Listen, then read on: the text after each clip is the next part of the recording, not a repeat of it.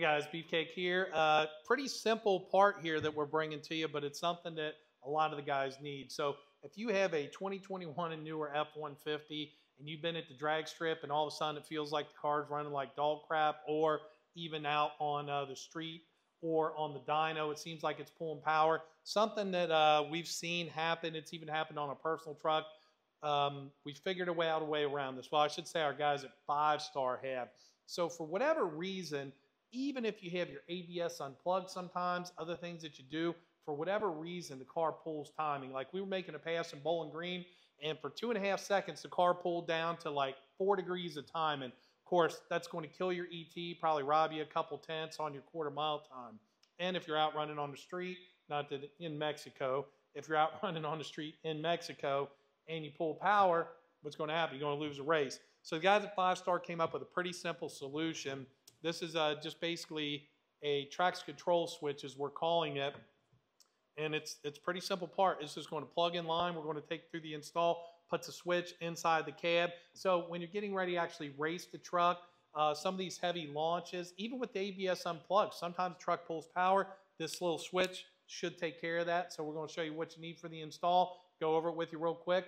And again, the nice thing is these are pretty inexpensive, $99.99. Yeah, you can probably finagle around and try to find stuff and do it yourself, but this makes it, for the amount of money that this costs and the time to install it, to just never have to get out of the truck and do this, it's well worth it. So Josh and the guys at 5-Star, we've got these in stock, $99.99, super cheap, but let's get to the install for you. All right, again, basically what you get is the wiring, the switch, that's about it.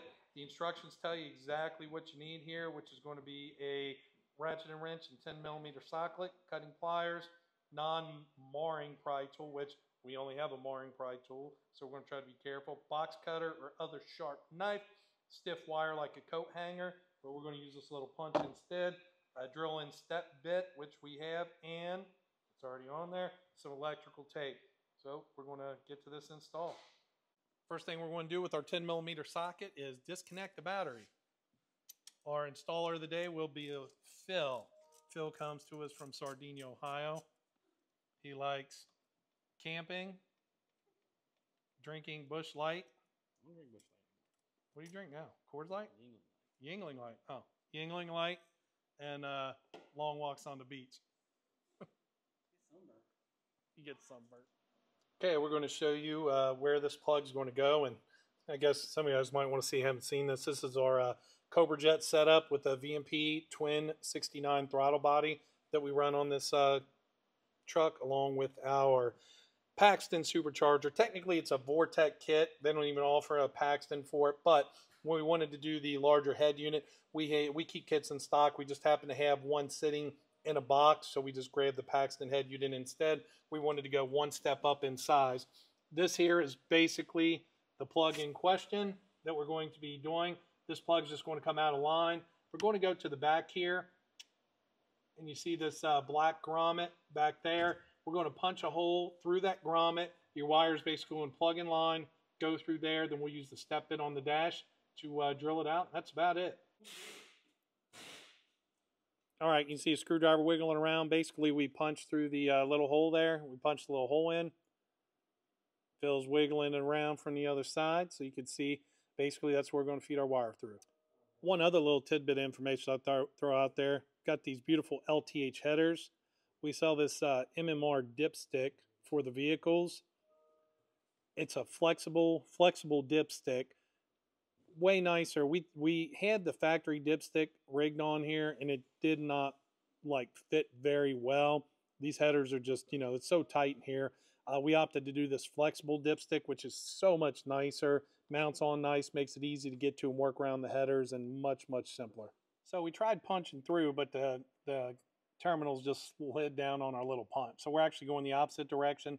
We stuck like a long socket from the other side, and we're just taping onto that. Socket extension, I should say, and we're just going to pull it through. Anytime you pull through, it always works better than trying to push through. Okay, so what we decided is we're going to drill about right here. This is the upper panel piece. Basically, you've got two little 7mm that hold this on, and this whole piece will pop out. The trick is you've got a lot of stuff back behind here too. So this is open as well. So we're just going to drill this as well. That way, when you bring the wire through and your prongs, instead of trying to bend it or fit it real tight, it's just going to fit in there real nice. All right, so we're going to start with just a basic drill, and then that way we'll move up to our step bit after. What'd you do, Phil?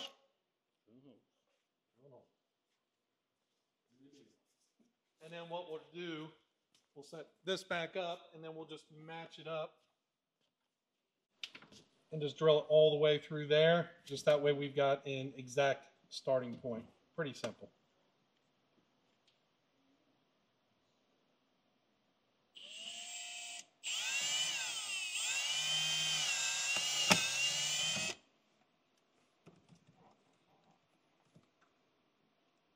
And basically when you do it like that, it's just going to give you a real even, like front to back on both pieces, which makes it really nice. All right, do a little step bit.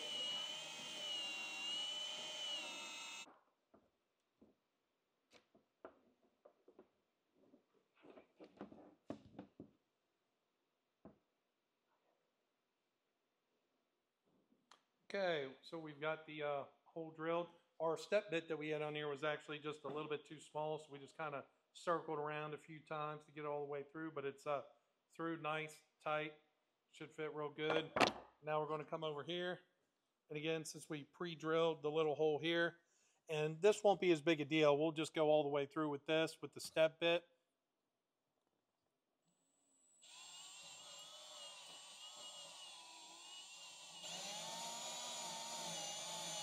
There you go, that's good. And this is basically just so the wires on the back of the switch, those will poke through real nice and just be out of the way. So this part here is going to be pretty simple. We're basically just going to unplug this. And this is just going to get plugged in line basically, pretty easy. Just got a little tab you pull up on, give it a little squeeze, pop her out.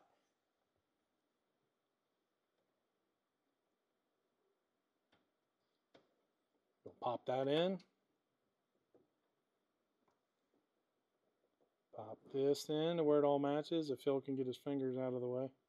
There you go, Phil. Wonderful job there, Phil. Wonderful. All right, so we've got this plugged in line now. We'll tuck it up here in a second. We just want to go ahead and turn the truck on and test her out. Of course, test it out. We will need to put the battery back on. Phil, can you handle that? Yep. Feels so great. You see this, we got our switch. We haven't buttoned it all up yet. We just wanted to test it out, make sure it all works before we get going. Okay, so we've got it running now. We're basically going to hit the switch. You'll see the service advance track light come on. Basically, we're disabling all that to where none of that should kick in while you're racing the car or while you're on the dyno or anything like that. Now, when you when you turn the switch off, you are still going to see that on. But once you shut the truck off and you start it back up, that all is going to be gone. And there you go, pretty easy. That's a very, very nice add-on. It's going to take you 30 minutes or less from start to finish to get this thing done.